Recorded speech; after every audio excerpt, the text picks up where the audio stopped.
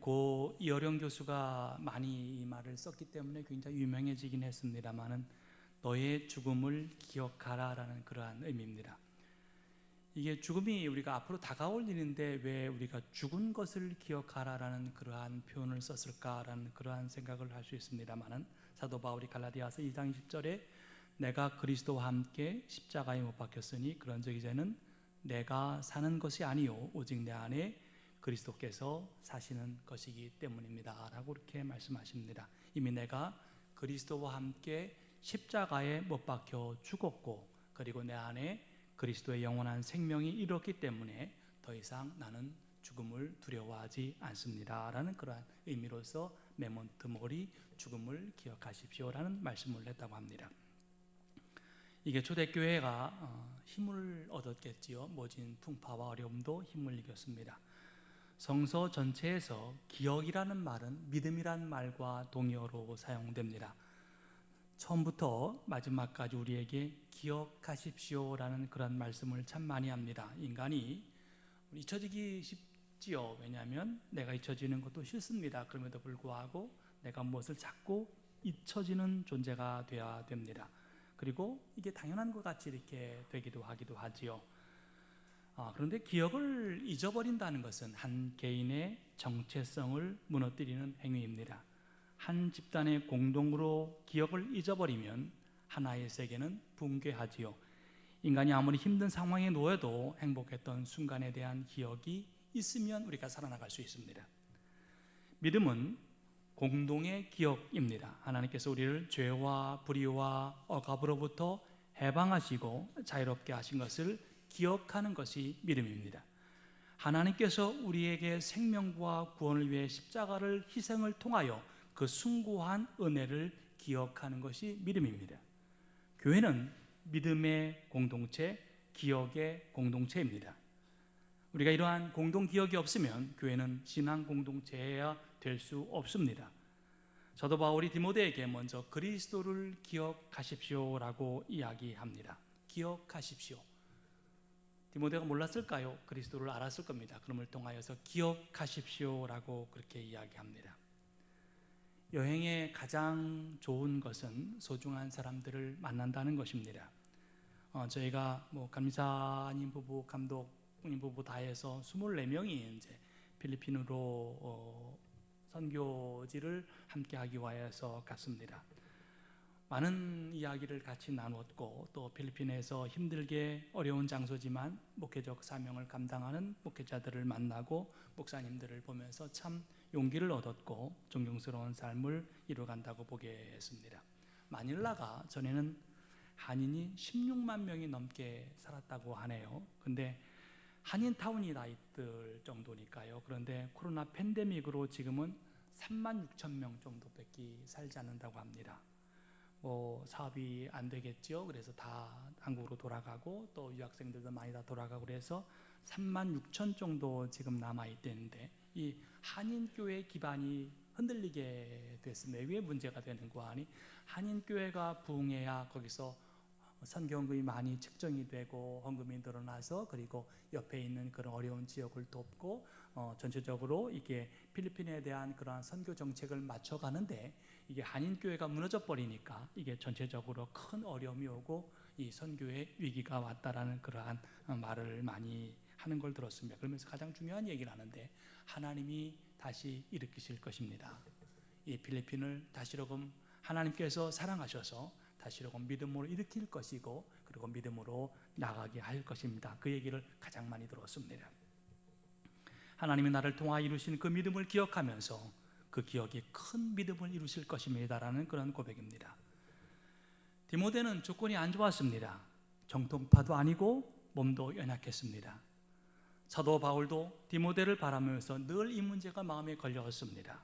마음이 온유한 사람은 상처를 잘 받습니다. 왜냐하면 그 마음을 잘 표현하지 못하기 때문에 그러합니다.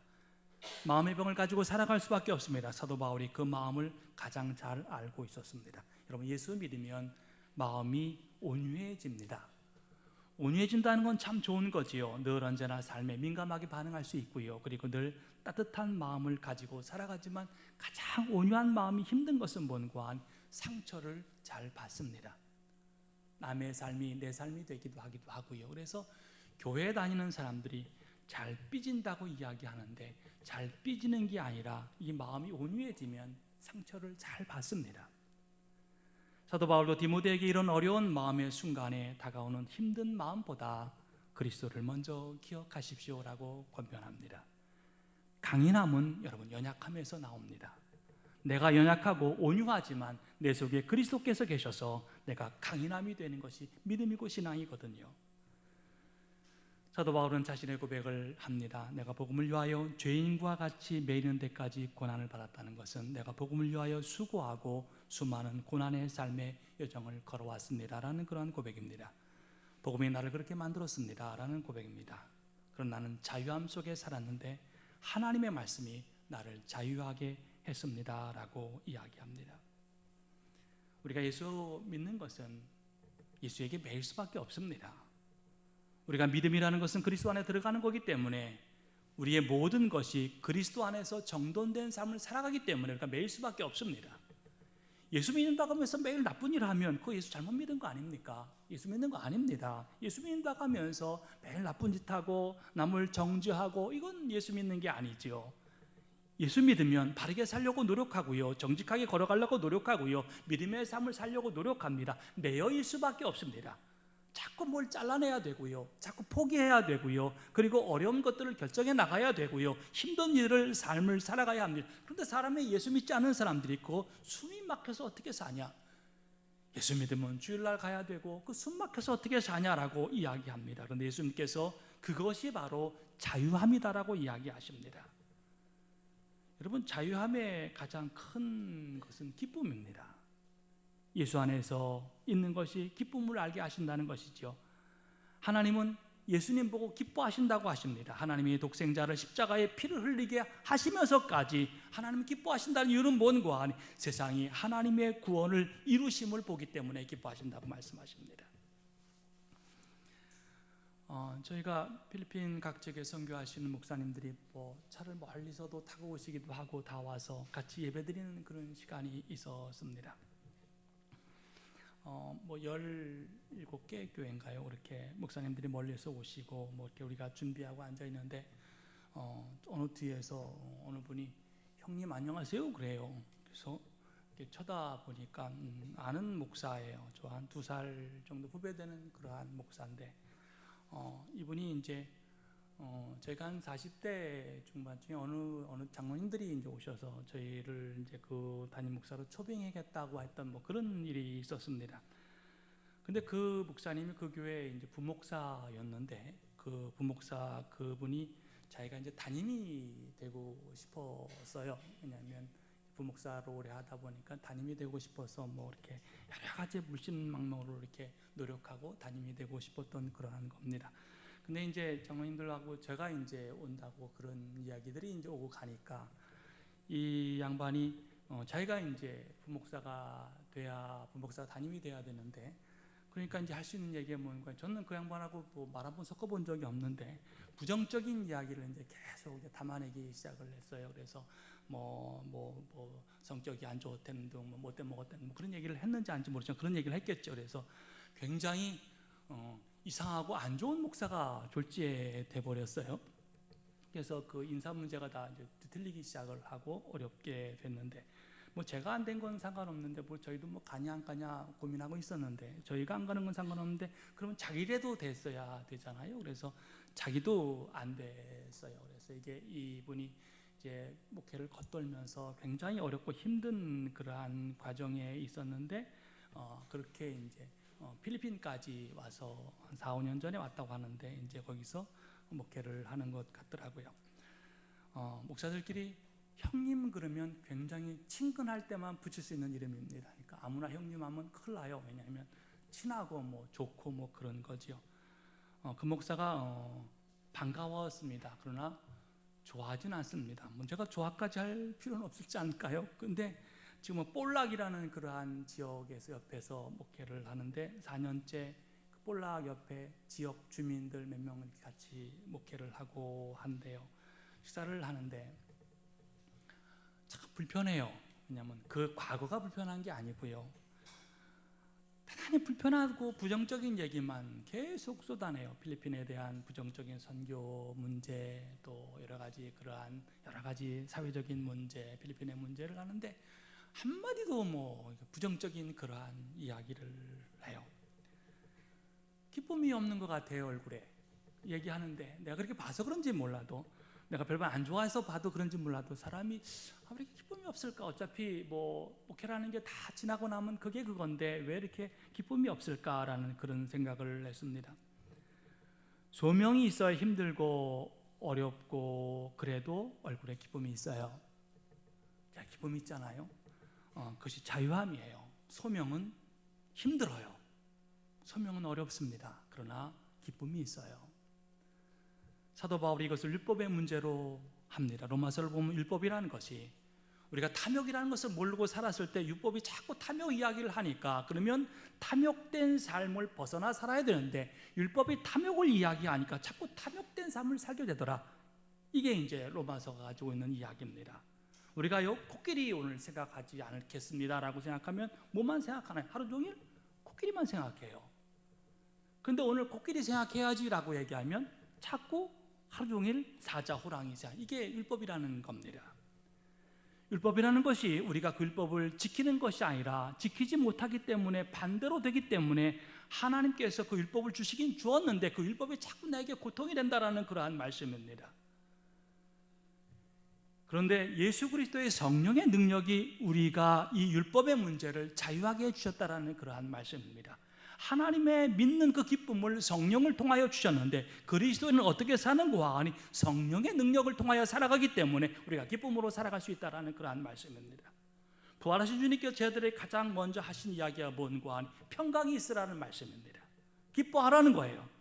부활하신 주님을 바라보라는 것입니다. 얼마나 기뻤겠어요. 주님이 살아오셨기 때문에. 그런데 주님이 살아오셨다는 것이 기쁨보다도 더 큰 것은 뭔고 하니 이제 너희들도 함께 부활하고 영원한 하나님의 나라에 들어갈 수 있다는 그러한 말씀입니다. 우리가 부활절 보는 것은 예수 그리스도께서 부활하신 거, 그게 가장 중요하지만 우리 모두 다 예수의 부활을 보면서 우리도 함께 부활하게 된다는 그러한 고백, 이것이 우리의 기쁨이 된다는 말씀입니다. 구원은요 자유함인데 자유함의 특징은 뭔고 하니 평강, 즉 기쁨입니다. 같이 우리가 함께 동행한 제주 지방 감리사님이 저하고 연배는 비슷할 것 같은데 나이는 못 물어봤습니다만 참 잘 웃어요. 누가 뭐라고 해도 웃어요. 그냥 뭐라고 좀 얘기해도 제가 아무것도 안 웃긴 건데 왜 이렇게 웃을까라고 웃어요. 놀라운 것은 혼자 있을 때 봤는데 혼자서도 웃고 앉아 있어요. 그래서 저 양반 나사가 좀 빠진 양반 아닌가 했는데 사모님하고 9살 차이래요. 30년을 살면 9살 차이나 2살 차이나 1살 차이나 똑같지 않나요? 물론 부럽기는 하지요. 그런데 9살 차이가 나서 웃는 게 아니고요. 이야기를 가만히 들어보니까 서귀포라고 하시나요? 제주도에서 저쪽으로 넘어가면 서귀포예요. 서귀포는 또 다른 그러한 지역인데 거기서 이제 개척을 이분이 하신 거예요. 목회를 하면서 서귀포 해안에다가 땅을 사서 교회를 짓고 30년을 목회를 했는데 그 서귀포 해안이요 우상이 그렇게 많대네요. 왜냐하면 바닷가니까 우상도 많고요. 또 거칠고요. 그냥 뱃사람들이 거칠고 성적으로 문란하고 그런 곳에 30년을 가까이 고생하면서 교회를 읽어왔습니다. 얼굴이요 폭삭 소가수다가 아니라 폭삭 사가수다예요. 이거 안 웃으면 잡혀갈 얼굴이에요. 그런데 하나님이 지켜주신 그 소명을 가지고 살아가 보니까 얼굴에 기쁨이 있는 거예요. 얼마나 힘들었겠어요. 저같이 이렇게 툭툭툭 옮겨다니가 아니라 그 한 곳에서 우상과 싸워가면서 그 믿음의 삶을 가지고 살아온 그 삶이 얼마나 힘들고 고단했겠어요. 그런데 얼굴에 기쁨이 있어요. 왜냐하면 그것이 소명이에요. 여러분도 소명을 가지고 살아가는 분들입니다. 예수의 기쁨의 삶을 기억하는 것이고요. 그 기억이 더 큰 기쁨을 만들어가는 것인데 여러분 우리가 그리스도인이라는 것은 뭔고 하네요. 소명을 가지고 살아가는데 이 소명은 힘들고 거칠 때도 있고 아플 때도 있지만 하나님께 주시는 가장 중요한 건 뭔고 하니 나에게 기쁨을 주세요. 웃게 하시고요 감사하게 하세요. 마지막으로 사도 바울은 디모데에게 디모데야 내가 세상의 기쁨이 되라고 이야기합니다. 세상의 구원이 되고 세상의 영광이 되라는 겁니다. 제가 늘 이야기하듯이 구원의 길을 가다가 구원의 길이 되는 것이지요. 사도 바울은 늘 꿈꾼 신앙이 예수의 신앙이 내 신앙이 되고 내 신앙이 교회의 신앙이 되고 교회의 신앙이 세상의 신앙이 되는 것을 소망하고 살아왔습니다. 사도 바울은 디모데를 그렇게 사랑한 것은 디모데를 통하여 자신의 모습을 본 것은 아닌가라는 그런 생각을 합니다. 디모데도 바울과 같은 삶을 살고자 했습니다. 서로가 서로에게 힘을 주고 끌어주었던 사람입니다. 우리가 사람과의 관계는 늘 새로운 장애물이 기다립니다. 늘 마음의 변화를 가져옵니다. 그래서 우리가 어린들이 우리 어머니 아버지들이 연호 교회 다닐 때 사람 보고 다니지 마라, 목사 보고 다니지 마라, 하나님 보고 다녀라 라는 그런 얘기 참 많이 하셨습니다. 사람과 사람의 관계는 인내함과 어려움이 같이 동반하기도 합니다. 사도 바울은 우리가 그렇게 사람과 사람의 관계는 그렇지만 우리가 같이 그리스도를 바라보지 않느냐, 예수 그리스도를 바라보지 않느냐, 구원의 길을 바라보지 않느냐 그 말씀입니다. 교회 공동체도 이게 중요합니다. 우리가 서로가 서로를 바라봐야죠. 왜냐하면 사람의 관계니까 어쩔 수 없이 바라보지만 그러나 우리는 똑같이 한 곳을 바라보는데 그의 문고한 예수 그리스도를 우리가 같이 바라보는 것입니다. 주님이 이것을 멍에를 맨다고 표현하셨어요. 예수님이 수고하고 무거운 짐진 자들을 초대하시면서 내게로 오라 그리하면 쉼을 얻게 해주신다고 하십니다. 예수께 가면 멍에와 짐이 주어집니다. 예수님의 멍에는 그분이 제시하는 삶의 원리지요. 예수님의 짐은 그분이 하나님의 뜻을 따라 하나님의 나라를 성취해가는 구속의 역사를 계승하는 것인데 하나님의 일, 하나님의 나라의 하나님의 의를 이루는 것입니다. 그 멍에는 쉽고 그 짐은 가볍다라고 말씀해 주셨습니다. 근데 무거워요. 예수 믿으면 멍에가 가벼워지나요? 더 무거워집니다. 더 큰 짐을 하나 올리는 것 같기도 하고요. 더 호흡이 가빠르기도 하기도 하고요. 더 발걸음이 무거울 때가 있을 때가 참 많이 있습니다. 그런데 왜 그렇게 짐을 나한테 지고 와서 같이 하자라는 주님 뭐냐면 멍에를 같이 매자는 거죠. 네 멍에 내가 맬 게 아니고요. 너도 네 멍에 있고 예수님도 예수님 멍에 있고 같이 짊어지고 같이 가자라는 그런 의미가 멍에의 의미인데 주님이 하신 얘기는 같이 메고 가면서 같이 호흡하고 같이 느끼고 같이 자고 같이 걸어가고 같이 함께하고 같이 아파하고 그렇게 걸어가자라는 그런 의미거든요. 비행기를 타고 가는데 여러분 놀러 안 갔는데 목사님 혼자 가시고 자꾸 얘기해서 죄송합니다만은 비행기가 필리핀 국적기니까 작아요. 우리 옆에 3명, 이쪽 3명 그렇게 앉는 자그마한 비행기였는데 저 앉고 우리 집사람 앉고 이제 필리핀 분이 이렇게 앉았어요.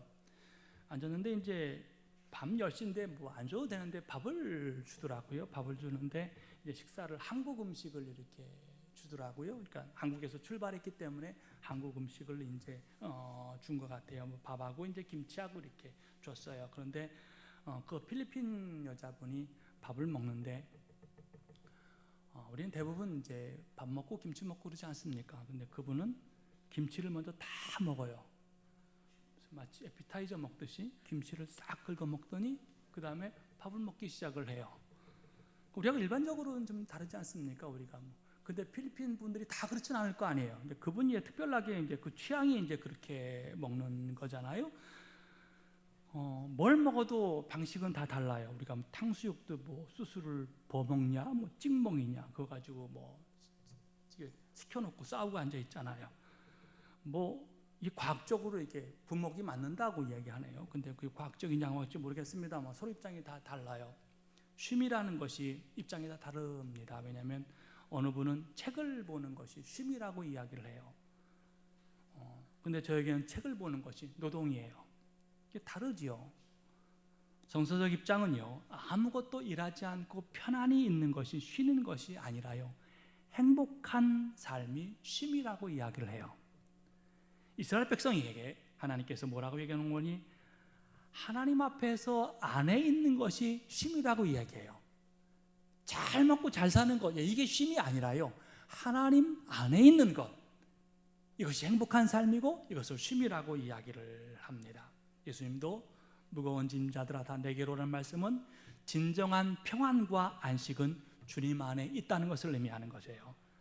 주님과 같이 바라보고 주님과 같이 호흡하고 주님과 같이 쉬는 것, 이것이 바로 쉼이며 이것이 행복이라고 이야기하세요. 그러니까 쉽게 얘기하면 예수 잘 믿는 게 쉼입니다. 처음 교회는 취약했어요. 개척한 교회에 문제가 생기면 그때마다 바울은 디모데를 파송해서 보냈습니다. 그 문제를 해결하고 오라는 겁니다. 왜냐하면 이제 바울이 로마 감옥에 갇혀 있으니까 누군가를 보내야 되는데 이제 디모데를 보낸 거죠. 예를 들어서 로마에서 빌립보까지 걸어서 40일이 걸린다고 합니다. 그리고 돌아오는데 40일이 걸려요. 다시 말해서 3개월 동안 온갖 어려움을 무릅쓰고 걸어갔다 걸어와야 됩니다. 그러면 좀 건강한 사람 보내야 되는데 아무리 복음의 사역자라도 건강하고 정말로 힘찬 사람도 힘든 걸음걸이인데 거기다 대고 디모데를 보냅니다. 연약하고요. 그리고 병 걸려서 비리비리한 디모데를 보낸단 말이죠. 사도 바울은 보내면서 그래도 너는 갈 수 있지 않느냐 그랬겠지요. 다른 사람들은 다 거부해도 디모데야 너는 갈 수 있지 않겠냐라고 이야기했죠. 그런데 디모데도 흔쾌히 거기를 갑니다. 디모데는 육신이 강한 사람이 아니었습니다. 위가 약하여 고생했습니다. 몸에 자주 병이 있어서 병을 앓았던 사람입니다. 디모데에게 이렇게 얘기했을 겁니다. 디모데야, 디모데라는 이름은 하나님을 경외함, 하나님께 사랑받는 자, 하나님께 영예라는 그 뜻을 가지고 디모데라는 이름이 그렇게 되어 있습니다. 그래서 디모데에게 디모데야, 네 이름이 그렇지 않느냐?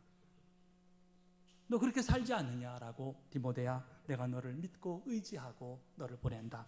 디모데도 감사합니다. 내가 갑니다라고 디모데는 그 발길을 걸어갔습니다. 우리 둘이 멍에를 매는 것이 아니라 디모데야, 우리 둘이 그 힘을 매는 것이 아니라 우리가 그리스도와 함께 멍에를 맨 사람이기 때문에 걸어갈 수 있는 것이고 승리할 수 있는 것이고 믿음의 삶을 이루어갈 수 있는 것이다라는 그러한 말씀입니다.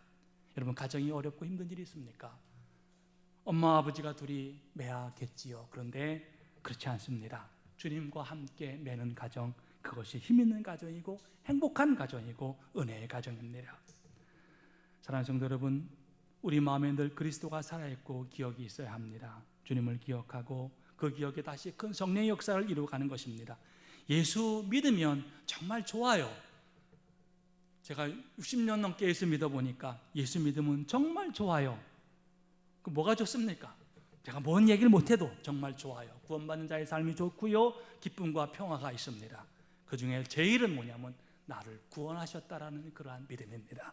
이것이 가장 행복하게 하고요, 가장 은혜의 삶을 살아가게 합니다. 저와 여러분이 구원받았사오니 늘 언제나 주님의 삶을 기억하고 예수 그리스도를 기억하고 은혜 가운데 걸어가는 저와 여러분 되시기를 주님의 이름으로 축원합니다. 우리 기도하시겠습니다.